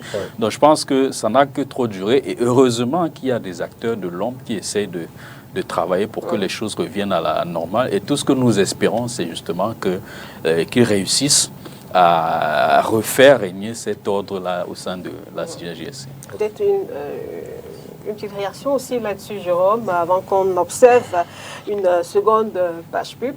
Je crois que il est sur le plateau, M. Tchango. Il a très bien éclairé l'ensemble de ceux qui nous suivent par rapport à la digitalisation du service sport. J'ai simplement qu'à dire que là-dedans, moi, par le passé, lorsque j'écoutais ceux qui faisaient dans le domaine de la digitalisation sur le plan sportif, je me disais qu'il y avait assez de mauvais grains. Qu'est-ce que j'appelais mauvais grains? C'est des personnes qui n'étaient pas formées dans le domaine, qui, à travers ce problème de formation, à travers les téléphones, à travers les outils informatiques, pouvaient se taguer de faire n'importe quoi ou alors de vulgariser une information, de dire n'importe quoi. Voilà donc, étant réunis aujourd'hui en association, je crois que l'idéal étant ça, maintenant autour de ça, avoir des vraies personnes, avoir des journalistes requis et travailler en commun, parce qu'il faudra dire, avec la venue de la numérisation, il fallait s'y attendre, que des personnes veulent bien travailler sur l'outil informatique pour l'information. On s'était attendu déjà que chaque club ait un site, ou alors chaque comité sportif. Mais non, je ne citerai pas. Chaque comité sportif. On va pas faire le contour de nos 10 doigts. Même pas chaque comité sportif devait avoir cette plateforme.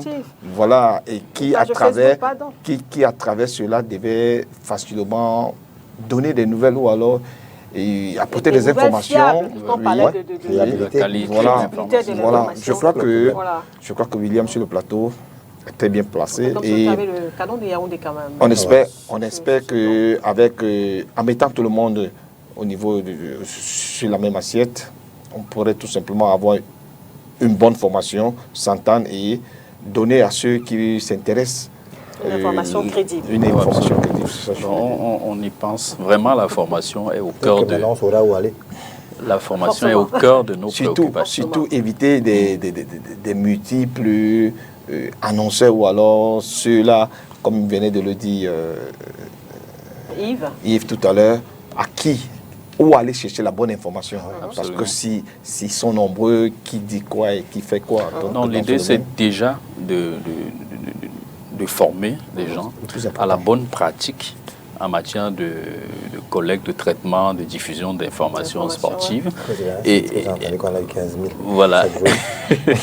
Donc, et c'est vraiment cela. Et puis, ce qu'on nous travaille, un certain esprit dans le domaine de la presse sportive digitale. Des journalistes vraiment exemplaires et qui ne sont pas des propagandistes, qui ne sont pas des communicants, et qui donnent les informations fiables, crédibles, équitables et qui respectent les canons. Parce que c'est le tour se résume à cela. Surtout si vous êtes dans ce bureau de gestion, il ne faudra pas donner la latitude. Oui, il ne faudra pas donner la latitude à tout le monde d'avoir un site qui fait dans l'information sportive, ou bien comment vous rassurer que ce site est fiable, que celui qui ouvre sa page... Vous n'allez pas empêcher à quelqu'un de créer son site, malheureusement. On ne peut pas empêcher. Ce qu'on peut faire, c'est justement de les ramener sur le bon chemin, sur le droit chemin. En ce qui concerne la gestion des sites, la qualité de l'information et tout le reste, c'est ce que nous nous attelons à faire, c'est ce que nous essayons de faire. Et je pense que d'ici à là, nous allons mettre sur pied notre calendrier de formation de cette année. Nous allons recourir à des experts dans divers domaines, parce que ça passe aussi par la promotion même de ces sites d'information. Comment faire la promotion de son site internet de manière à ce qu'il devienne un outil respectable, de manière à ce qu'il devienne un outil de référence fiable. Donc on va travailler tout cela au-delà même comment je vais dire, de remettre tout le monde sur le droit chemin, sur le bon chemin. On va essayer de nous développer nous-mêmes pour que les sites d'information au Cameroun de sport soient des sites respectables, que des sites respectés. Et que lorsque quelqu'un obtient une information d'un site internet, qu'il n'y ait plus l'ombre d'un doute. Par exemple, qu'on soit rassuré à chaque fois que l'information qui sort de nos sites internet. Non, je pense que petit à petit, on peut y arriver. Ce n'est pas impossible. Non, donc, nous sommes très optimistes et nous pensons qu'il n'y a aucune centrale. C'est-à-dire qu'individuellement, chaque responsable de son site... Non, mais si vous attirez l'attention régulièrement... J'ai mon site. Je ne suis pas de la fraction de l'association. Exactement. Je crée mon site, je dis que je veux de là. C'est ça, le problème. Aujourd'hui, comment vérifier, comment filtrer, comment censurer? Présent aujourd'hui, autant me donner, il y a même ceux qui sont avec vous. Je n'ai pas dit que les autres ne sont pas avec vous. C'est-à-dire qu'ils n'ont peut-être pas encore adhéré. Adhérer, ce n'est pas forcément s'inscrire, non. Mais c'est au moins qu'ils acceptent d'être membres de votre association, de manière à ce qu'on puisse discuter. Exactement. Parce que moi, je prends pas, je prends les médias classiques. Il y a des jours où vous arrivez au stade, on a une compétition, vous essayez de lire. C'est-à-dire qu'ils font généralement une liste de présence des médias présents. Je vous assure que, Jérôme, vous pouvez prendre le papier, vous lisez, vous demandez, celui-ci, il aime localiser où? Et devant, tout le monde met TV. L'autre met TV. Vous lui demandez vos bureaux sont où. Tu peux m'envoyer ton dernier article, tu ne voyais rien. Non, c'est pour dire qu'aujourd'hui, dès que vous arrivez, moi je veux dire, franchement, il y a du boulot. Le temps de faire un recensement, de les former et de trouver ceux qui vraiment sont prêts à fonctionner comme il faut. Même au niveau des fédérations, ça, je le dis déjà, au niveau des fédérations, qu'on sache que vous existez et qu'on sache quels sont les gens avec lesquels on peut travailler. Exactement. Parce que, c'est important ça. Et moi, ça me permettra de savoir que si tu donnes une information, tu as vu ça où? Dans le site X. Je vais vous dire non, là-bas, c'est pas bon. C'est pas bon. L'information là. La vérité aussi, la vérité aussi, c'est que lorsque vous allez réunir le grand nombre et qui fonctionne de manière correcte, à la fin, je pense que tous les autres seront obligés de s'aligner. Oui, on saura facilement identifier qui est dans le vrai ou qui est dans l'ivraie. Donc, je pense que c'est ce sur quoi nous misons. Et heureusement, la plupart des promoteurs de sites d'information sportive font déjà partie de l'association. Et je pense qu'à partir de ce noyau-là, nous allons impulser ce changement-là que nous voulons dans ce secteur. D'accord. Merci bien. On va marquer une pause publicitaire et puis on se retrouve après pour parler des Lions indomptables.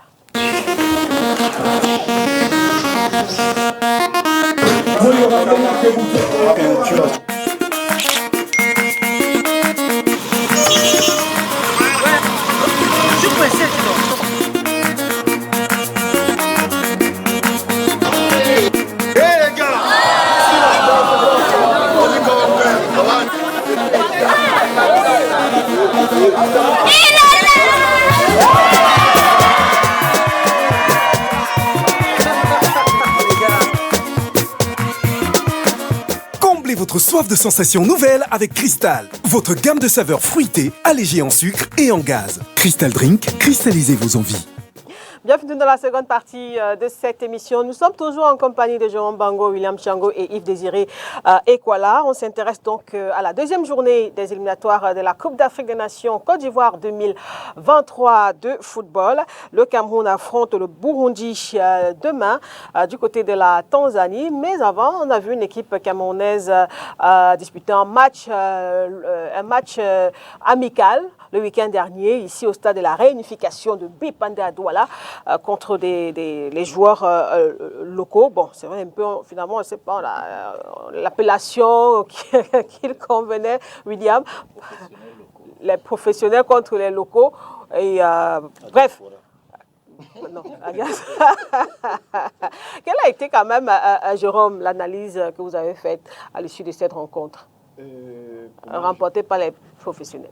Oui, ça a été une très belle rencontre et je crois que ça faisait tout simplement partie pour le sélectionneur des Goberson de pouvoir roder son équipe, de pouvoir regarder aussi sur le plan local certaines individualités. Et comme je le dis toujours, le football au Cameroun n'étant pas facile parce qu'il faudra dire, au niveau de la sélection nationale, c'est la bataille avec les agents par rapport à les joueurs. Ben, je dis simplement que la rencontre a été une très belle rencontre. Et bon, on a vu que ceux qui évoluent sur le plan national ont eu un peu de lacunes. Je ne sais pas s'ils ont tout simplement donné tellement de respect à ceux qui venaient du côté de l'Hexagone. Parce qu'il faut dire, les buts qu'ils prennent, c'est des buts aussi facilement. Je voudrais dire 3 pénaltys, 2 pénaltys, un but dans son camp, un but contre son camp et autres. Donc je dis, ça a été facile. Mais en même temps aussi, ça a permis de dégager aux sélectionneurs une certaine visibilité. Parce qu'il faut dire, à l'entame de cette rencontre, il avait besoin tout simplement d'avoir certains joueurs qui pouvaient venir en apprentissage dans le groupe senior, je veux dire, voilà, pour pouvoir un peu participer à la rencontre de demain. Mais on dirait malheureusement parce qu'il avait le projet de 3 joueurs, il a pris un seul. On croit tout simplement que la rencontre de demain pourra permettre à celui-là, le Burundi n'étant pas aussi cette très grande foudre de guerre, pourquoi pas de jouer. On a vu le Rwanda hier face au Sénégal. Oui, aujourd'hui il n'y a plus de petites nations, ça il faudra le dire. Aujourd'hui, c'est pas évident. Oui, aujourd'hui il n'y a plus de petites nations, mais lorsqu'on va avec une équipe avec assez de joueurs internationaux, telle celle de Lions, je voudrais dire, avec un amateur. Avec le Sénégal hier. Oui, avec un amateur. Et puis oui, c'est pour je voudrais dire, ça a 2 aspects. Le premier aspect étant la qualification pour la Coupe d'Afrique du côté de la Côte d'Ivoire. Et le second étant de voir déjà l'équipe peut être prêt pour le mondial. Donc, c'est ces aspects-là. Maintenant, il faut tout simplement dire que, je veux dire, le Cameroun aura à cœur de prendre les 3 premiers points, étant exemple à la première journée, parce que le Kenya, savons ce qui s'est passé avec la fédération et l'État du Kenya. Donc, on se dit tout simplement que contre le Burundi demain, le Cameroun, jouant sa première rencontre et en 3 points, sera en tête dans cette poule. Donc, l'amateur qui est parti pour avoir, pourquoi pas 15 ou 10 minutes de temps de jeu, le temps qu'il observe. Mais il faut dire, le Cameroun a toutes ses chances parce que elle sait, je voudrais dire, ils savent qu'ayant 3 points, ils sont tout simplement en pole position dans cette poule-là. Donc, voilà, et roder un tout petit peu l'équipe qui, en fin d'année, pourra aller au mondial. D'accord. Avant peut-être la réaction de Désiré Ekwala, William, sur cette rencontre de samedi déjà, comment est-ce que vous avez trouvé notamment les joueurs que vous suivez au quotidien d'ailleurs sur le terrain dans nos différents championnats? Bon, c'est vrai que moi, je fais mon analyse. Je vais dire que malgré la défaite des joueurs locaux, ils n'ont pas été ridicules. La preuve, c'est que la victoire des professionnels, entre guillemets, a été obtenue sur quelques détails. Ouais, parce que, penalty. oui, penalty et un but contre son camp. Je pense qu'il n'y a pas eu de but sur une action construite. Peut-être qu'on va dire que ces professionnels n'ont pas voulu se donner à fond dans cette rencontre. Peut-être qu'on dira aussi que les locaux voulaient absolument montrer de quoi ils sont capables. Mais à la fin, on a eu quand même une rencontre plaisante. Il n'y a pas eu ce déséquilibre-là qu'on pouvait présager à l'annonce de ce match. Donc, c'est important, surtout pour ces locaux-là, de se frotter à ces joueurs professionnels. Et ça fait partie, comme on nous le dit toujours, de la politique de Rigobert Song et de Samuel Eto'o pour donner de la valeur aux joueurs qui évoluent localement. Donc, pour moi, c'était une rencontre, mine de rien, intéressante, même si on aurait voulu voir un peu plus de la part des joueurs, entre guillemets, de la diaspora. Yves Désiré, voilà justement sur cette rencontre amicale, on précise. Bon, appelons ça amical. Appelons ça de préparation. Chacun peut dire l'expression qu'il veut. Non, moi, vous savez, quand je vais au stade, je vais voir un match plein. Un match plein, William l'a dit. Engagé. Voilà, engagé. Moi, je suis un peu allemand. Parce que les Allemands n'ont pas le match amical. C'est-à-dire qu'on ne lève pas la patte. On dit, non, il va me toucher. Non, franchement, c'est l'une des rares occasions où nous aussi, enfin, nous, de Douala, on peut voir, comment il s'appelle, Choupo-Moting, Baka vainquant, Onana en train de jouer. Donc pour nous, quand on veut les voir jouer, on voudrait les voir jouer comme Abilda. Alors, ils ont joué comme aussi à Chapeaumal là, récemment. Contre l'Algérie, par exemple. Oui. Non, ce que je voudrais dire, c'est que, bon, écoutez, le stade était à 1000 francs, c'était en pleine ville, ça permettait vraiment à tout le monde de venir aussi un peu voir. Et puis, l'autre côté, vous aviez les joueurs qui évoluent dans le championnat local, qui ont certainement des copains qui sont venus les voir jouer, des voisins de quartier qui sont venus les voir jouer, donc il y avait tout un engagement de ce côté-là. La famille. Et là, il y avait tout le monde qui était venu.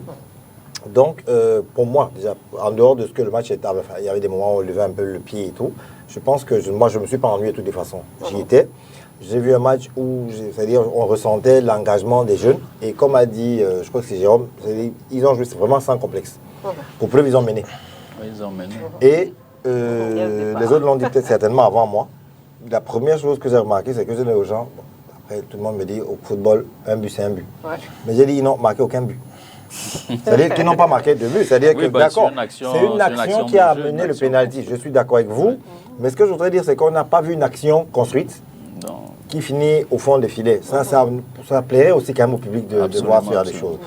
Mais pour l'autre côté, je veux dire que j'ai vu des amateurs, je me connais malheureusement pardon de beaucoup, parce que on n'en parle pas beaucoup, ça il faut le dire.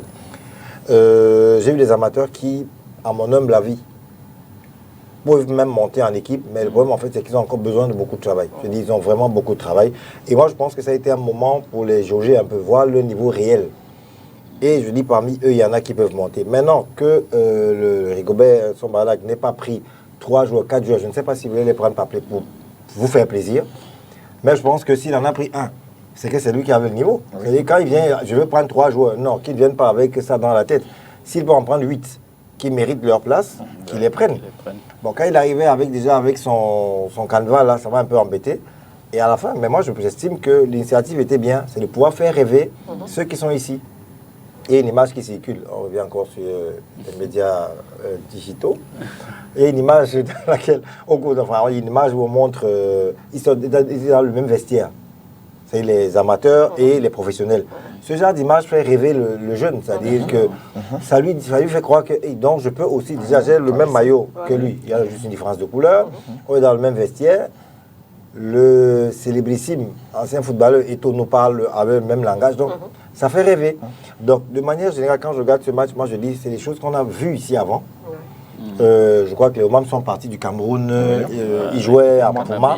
Pouma, Canon, avant d'aller, je crois, à Laval. Des choses comme voilà. Donc, je dis, c'était une occasion, mais moi je dis, au plutôt que d'aller jouer des matchs amicaux. Est-ce que vous avez l'impression que justement, avec Rigobert, on veut un peu recréer ce contexte-là? Quand il est arrivé, honnêtement, en disant qu'il vient prendre 3 joueurs, ça m'a un peu refroidi, ça je le dis. Concerné, voilà.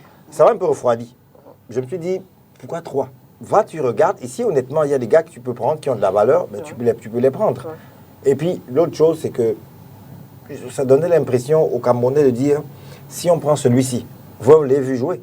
C'est-à-dire que, sa sélection ne soit pas subjective après. Parce que généralement, vous prenez un joueur qui est remplaçant dans son club. Je ne le cite pas parce qu'après, le va sachez. Qui joue dans le club STV, il est remplaçant, on le récupère pour jouer, on le ramène dans l'équipe Fagnon.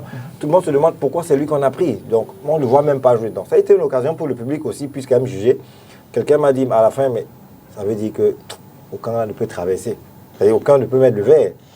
Ça nous a montré que son équipe est meilleure que les autres. Mais pourquoi tu peux dire ça? Non, je crois que ça a été une démonstration. Il y a des individualités. Des individualités, c'est ce que moi je lui ai dit. Voilà, moi, c'est pour ça que je vais vous dire, j'ai pointé du doigt quelques-uns là, ça s'appelle Ndiana. Non, il y a Negnoa, par exemple, en défense, qui fait l'unanimité. J'ai vu des gars qui... Il y a Apam, le buteur. Il y a Valentin Béo Bateau, le dossard numéro 10 au milieu de terrain. Je l'ai vu, voilà. Il y a je ne connais pas les joueurs, mais c'est pour dire que comme ça, moi... Voilà, moi profane, j'ai vu des gars qui... Ils ont le niveau. Et moi, je dis, si on peut multiplier ce type de rencontres, ou tout au moins de regroupements, sauf qu'on fait un regroupement en même temps, le championnat se joue, c'est un peu compliqué quand même. Mais si on peut faire ce type de regroupement pour rôder un peu les amateurs, ce serait pas plus mal. Oui, mais moi, ce que je pense, c'est que au niveau de... L'idée est très bonne, c'est-à-dire de donner davantage de la valeur à nos joueurs locaux. Mais maintenant, il ne faut pas que ça reste dans les discours. Parce que s'il fallait vraiment, pour moi, en tenir compte, c'est qu'on l'aurait fait dès la publication de la liste des 25. Parce que dans cette liste, vous avez des joueurs qui évoluent, comme l'a dit tout à l'heure M. Mbango, dans des championnats extrêmement moyens. Vous avez un joueur, je vais citer les noms malheureusement, parce qu'il faut qu'on en fasse pour avancer. Allez-y, c'est sur la liste. Là, vous avez dans cette liste un joueur comme Chamba, j'ai rien contre lui. Il évolue dans Sony Darnos, je sais pas si je prononce bien, c'est un club danois qui vient de descendre en 2e division. Vous avez un joueur comme celui-là, alors que qui n'a pas assez de temps de jeu. Vous avez des joueurs dans cette équipe qui jouent en Grèce dans des clubs qui évoluent dans la 2e moitié du classement. À l'exemple de Sony qui est là. Vous avez des joueurs peut-être sur le côté gauche, le côté droit, un peu comme Baezo, qui n'est pas régulier, par exemple, aux États-Unis, dans son club Philadelphia Union. Donc, je pense que l'équipe nationale, ce n'est pas un club où il y a des places déjà réservées pour certains joueurs. Quand vous allez même au niveau du poste gardien de but, vous n'êtes pas obligé d'appeler Omosola qui ne jouait pas depuis 3 mois.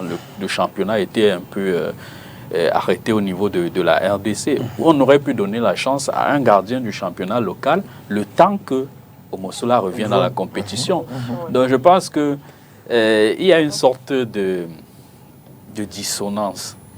Je vais dire quoi entre le complaisant que ce soit pas une sélection complaisant, absolument, que ce soit vraiment parce qu'il mérite de jouer. Parce que dans notre équipe locale, en fait dans le championnat local, pour moi en défense, il y a tellement de joueurs qui sont supérieurs à Chamba par exemple. Oui, et autres. C'est ça que je venais de dire sans te couper dans mon propos pour dire le rôle des agents. C'est un peu ça. C'est d'étouffer, c'est de faire l'effort, c'est de faire l'effort que chacun ait son poulain en sélection. Nous, on a souvent décrié. Il faudra amener toujours le mérite. Il faudra qu'en sélection, qu'il y ait le mérite. Vous ne pouvez pas, en 23 matchs, ne même pas jouer 5 ou 10 et venir en sélection à l'équipe nationale du Cameroun. on le décrit. Il faudra mettre en sélection. Et si vous évoluez dans un championnat comme le Danemark et que votre équipe descend en deuxième division, ça veut dire tout ce que ça veut dire. Ça renseigne sur le niveau à la fois de votre équipe, puisque quand on compte les grands championnats en Europe, le Danemark, je ne suis pas sûr qu'il figure parmi les 15 premiers meilleurs championnats. Même s'il ne figure pas, il y a quand même des clubs UP. Il y a des clubs UP. Voilà. Vous évoluez dans un club qui est en train de descendre en deuxième division, mais vous avez quand même votre place presque assurée en sélection nationale. Et ce n'est pas comme si ces joueurs n'avaient pas déjà eu leur chance au niveau de la sélection nationale. Vous avez vu le match, je vais dire quoi, catastrophique de Tchamba, par exemple, contre la Côte d'Ivoire en éliminatoire du mondial à l'aller à Abidjan.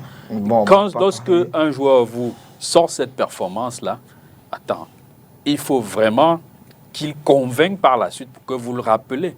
Donc là, vous êtes en train de le rappeler, alors que même au niveau du club, ça n'a pas été forcément une excellente saison. Ouais. Donc, c'est autant de choses qui sont susceptibles de frustrer les autres, de frustrer les joueurs.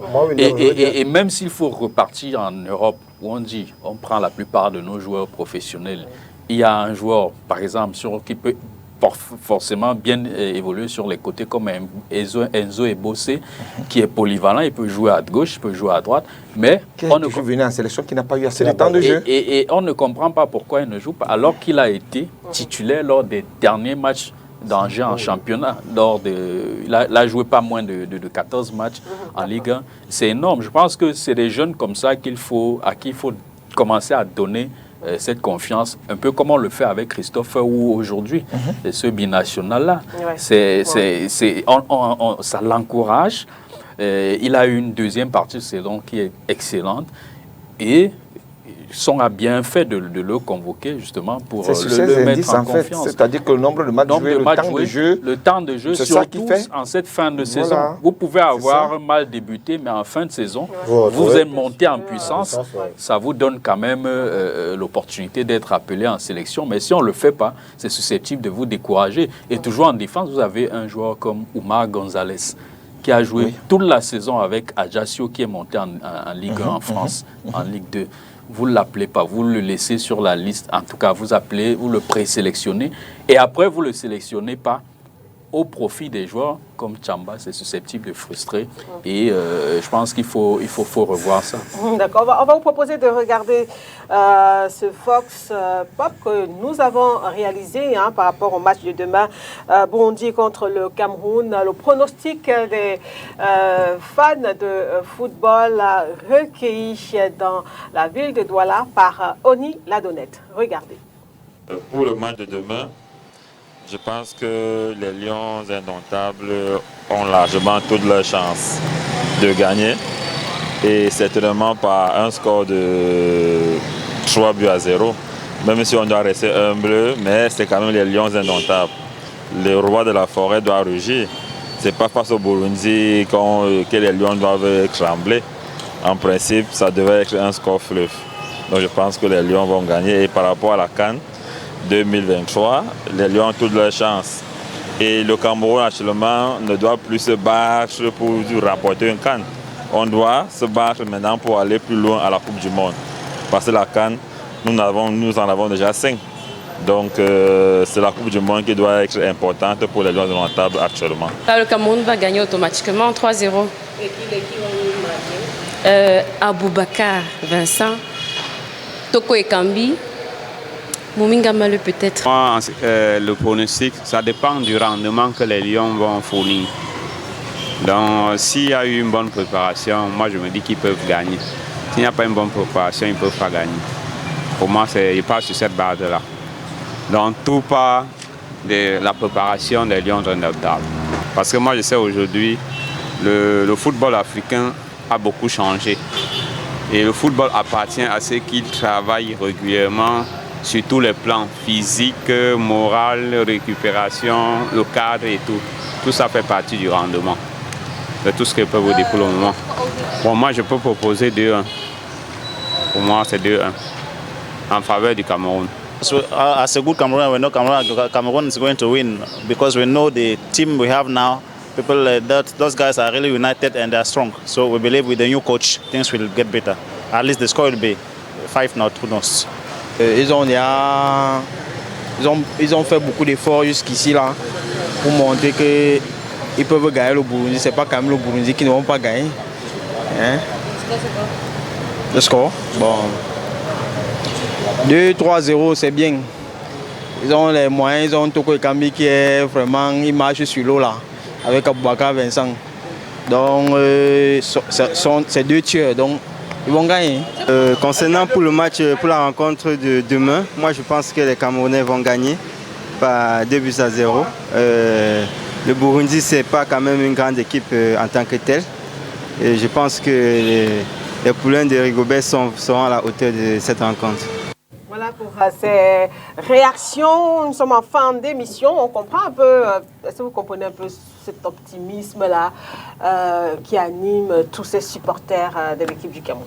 Non, je crois que leur optimisme vient de la dernière prestation des Lions indomptables du côté de Bilda. Oui. Ça fait que c'est la dernière image que tout le monde a gardée. Et puis bon, ça met tout le monde et reste positif. Mais je veux dire qu'avec ce qu'on a déjà pu voir durant tous les matchs des autres équipes, aujourd'hui j'ai peur de me prononcer sur les scores. Parce que j'ai vu le match Guinée-Égypte, j'ai vu Rwanda-Sénégal, ouais.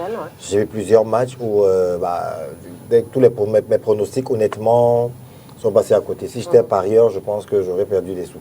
Moi je crois que si j'étais un peu à la place de Rigobert Song, c'est un cas où on ne devrait pas commencer cette rencontre, parce qu'il faudra dire aussi qu'ils ont déjà la tête presque en Coupe du Monde. Donc il y a certains qui ne devront pas appuyer le pied et qui doivent se protéger parce qu'ils veulent jouer automatiquement la compétition à la Coupe du Monde. Donc il faudra peut-être leur faire jouer 30-40 minutes et faire jouer assez de temps pour les autres qui ne sont pas encore vraiment dans cette moule pour le départ de la Coupe du Monde. William, pour terminer. Ouais, moi je vais parler comme un Camerounais. Je pense que le Cameroun va gagner ce match contre le Burundi. On joue quand même contre la 139e équipe au classement FIFA. Et je crois qu'on est 37e. Donc il est question que le Cameroun respecte son rang dans ce match. Et quand nous sommes le 8 juin. Oui, il est important. On avait justement, justement. Il est important, une alerte forte. Ouais, il est important que le Cameroun entre dans cette compétition de manière remarquable, par une victoire, je vais dire quoi, écrasante et convaincante. Parce qu'on a besoin. On a besoin. Premier match officiel. Oui, absolument. On a besoin de rassurer. On est à 6 mois de la Coupe du Monde. Je dis à 5 mois de la Coupe du Monde. Ouais. Il est question de rassurer, de donner un signal fort, de passer un message aux futurs adversaires. Et malheureusement, après ce match, on devra attendre jusqu'à septembre pour avoir un prochain regroupement. Et je regrette que la fédération n'ait pas, par exemple, pensé à un match amical après ces deux sorties face à un adversaire un peu du calibre des futures équipes que nous allons rencontrer. Donc, certaines sélections l'ont fait, à l'instar du Maroc qui va jouer les États-Unis. Vous savez, cette période FIFA, c'était sur une période de 14 jours. Donc il y avait de la place, il y avait de l'espace pour, en plus des 2 matchs des éliminatoires de cette CAN-là, jouer un match amical. Donc, je pense que une possibilité de jouer l'Iran. Bon, je ne sais pas si le match avait été confirmé plus tard parce que nous devions jouer l'Iran après le match contre le Burundi. Et en plus, à partir d'aujourd'hui, le Cameroun devait déjà avoir un calendrier à la fois des rencontres officielles et des matchs amicaux pour préparer cette Coupe du Monde. Vous voyez, les équipes en Europe, à travers leur Ligue des Nations, elles sont en train de s'armer suffisamment. Exactement. Vous voyez, en 14 jours, une équipe comme l'équipe de France va jouer 4 matchs. 4 matchs en Ligue des Nations. Donc, ça aurait été bien que le Cameroun tenta d'obtenir un match amical après ces 2 rencontres face à un adversaire de fort calibre pour préparer cette Coupe du Monde là qui arrive vite. L'équipe féminine sénégalaise a compris cette politique et a créé ces matchs amicaux. Merci. 2 matchs contre le Cameroun, 1 match contre la Guinée-Bissau. Il y a 2 matchs contre le Cameroun ici, et les 15 et 18 juin. Déjà programmés. Et là, on n'a pas le calendrier de notre équipe, à part ces 2 matchs contre le Sénégal. Notre équipe féminine qui joue la Coupe Coupe d'Afrique des Nations dans quelques jours au Maroc. Donc. Merci bien William Tchango, merci Jérôme Bango, Yves Désiré Kouala, merci à Adonis Yamen, Gilbert Mangué du côté de la technique. Merci évidemment à vous amis sportifs. On se retrouve la semaine prochaine sur Spectrum Télévision, toujours avec le même plaisir. Au revoir.